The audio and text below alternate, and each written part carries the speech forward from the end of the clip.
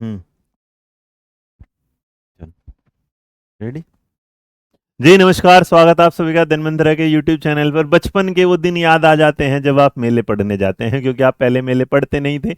आप पहले मेले देखना जाते थे और मजा आता था। धूल मिट्टी ये लो, है ना, गुब्बारे 2 रुपए 2 रुपए 2 रुपए, और उसके बाद चल रहा है एकदम दबा के, है ना, खिलौना। आज पढ़ लेते हैं राजस्थान जीके के अंदर मेले टाबरों, क्योंकि मेले सोचे नहीं थे, याद भी करने पड़ेंगे। भैया याद कर लो, पेपर में अगर 1 नंबर 2 नंबर का सवाल आ गया तो मेले क्या कर जाए, खेल कर जाएगा, है ना, पास भी करवा देगा, फेल भी करवा देगा। तो पास होने के लिए वीडियो है, देखिए जरा।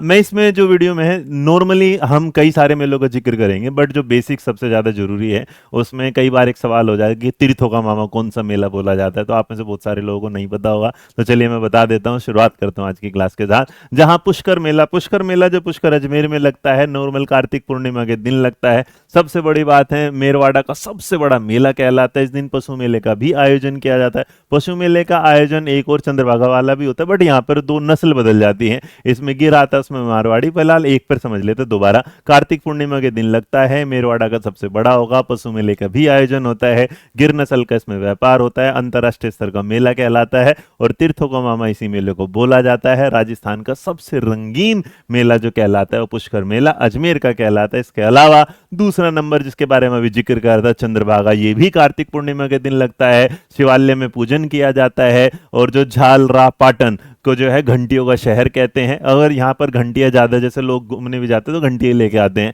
यहाँ पर भी पशु मेले का आयोजन किया जाता है, लेकिन गिर नस्ल नहीं। यहाँ पर जो नस्ल है वो क्या है, मालवी। इसके अलावा तीसरा अगर आप देखेंगे हमारे साथ, तो भतहरी जो है, भतहरी का जो है वो अलवर में लगता है। भाद्र शुक्ल की अष्टमी को लगता है। नात्र संप्रदाय के लोगों के द्वारा बनाया जाता है। और इसमें क्या है, जो अगर मत्स्य क्षेत्र का ही क्या है, सबसे बड़ा मेला भी माना जाता है। इसके बाद अगर आप देखेंगे तो आप देखेंगे गरीब नवाज का उर्स अजमेर में है, जिसे आप देखें ख्वाजा, जो ख्वाजा मुइनुद्दीन मुइनुद्दीन चिश्ती, है ना, तो रहता है। रजब जो है वो 1 से 6 तक आता है और ये सबसे बड़ा उर्स भी माना जाता है। इसके अलावा अगर आप देखेंगे आपके सामने, तो आपने अगर होगा, डूंगरपुर का एक होता है बेणेश्वर धाम मेला। और जो बेणेश्वर धाम मेला होता है, सोम, माही तथा जाखम नदियों के संगम पर मेला भरता है। माघ पूर्णिमा को ये भरता है। इस मेले का जो है बांगड़ का पुष्कर व आदिवासियों का मेला भी कहा जाता है। प्राचीन शिवलिंग इसमें स्थित है।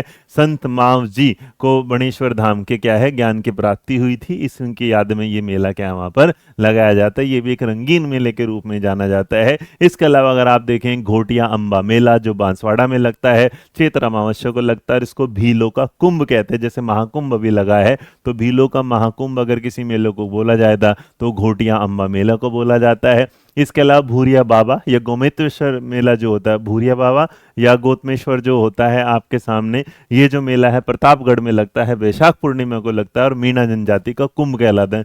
हरियाणा, वो जो हमारी राजस्थान की मीणा जनजाति है, तो उसके लिए अगर बात करें तो मीणा जनजाति का कुंभ का जो मेला है वो कौन सा होता है, तो याद रखिए भूरिया बाबा का मेला। क्या वो नॉर्मली से गोतमेश्वर मेला कम बोलते हैं, भूरिया बाबा का मेला जो है वो ज्यादा बोला जाता है। गौर का मेला जो सिरोई है, सिरोई अगर देखेंगे तो ये वैशाख पूर्णिमा को लिखता है। और गरासिया जनजाति का कुंभ इसे बोला जाता है। किसका, गरासिया जनजाति का कुंभ बोला जाता है। इसके अलावा जो एक मोस्ट इंपोर्टेंट आता है उसे बोला सीताबाड़ी का मेला। सीताबाड़ी का मेला जो है वो 12 में लगता है, 12 केलवाड़ा में। यह मेला है ज्येष्ठ अमावस्या को लगता है। सहरिया जनजाति का कुंभ इसको बोलते हैं। और हाडोती अंचल का सबसे बड़ा मेला भी यही है। कलरफुल उस तरीके से एक मतलब एक वो बना दिया जाता है पूल से, उसमें लोग ना स्नान करते हैं। इस तरह से समझिएगा जैसे आप छठ पूजा में देखते हैं कुछ कुछ उस तरह, लेकिन पूरा नहीं है, बिल्कुल एकदम अलग चीज है उसमें।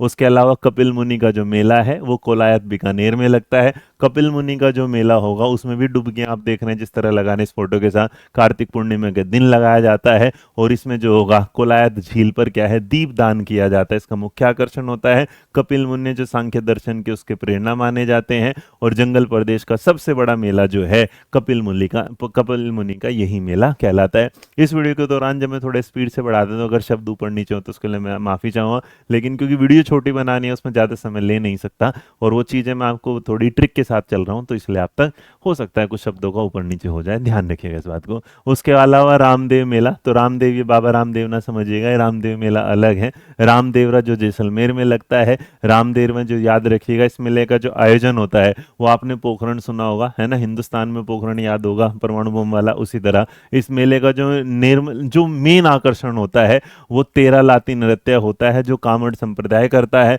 और सांप्रदायिक सद्भावना का सबसे बड़ा मेला इसे माना जाता है। तेरह हालाती नृत्य का जो उत्पत्ति स्थल है वो याद रखिएगा पादरला गांव या पाली माना जाता है। इसके अलावा अगर आप पढ़ लेते हैं तो मुझे लगता है मेले से ज़्यादा ज़रूरत नहीं है। तो आशा करता हूँ ये क्लास भी आपको पसंद आई होगी। पसंद आए तो लाइक, शेयर, सब्सक्राइब और घंटी दबाना ना भूलिएगा, ताकि अगली भी राजस्थान की ऐसी वीडियो मैं देता रहूँ। अगर आपको लगता है और चाहिए वीडियो तो लगातार लाइक, शेयर, सब्सक्राइब करते रहे। Thank you.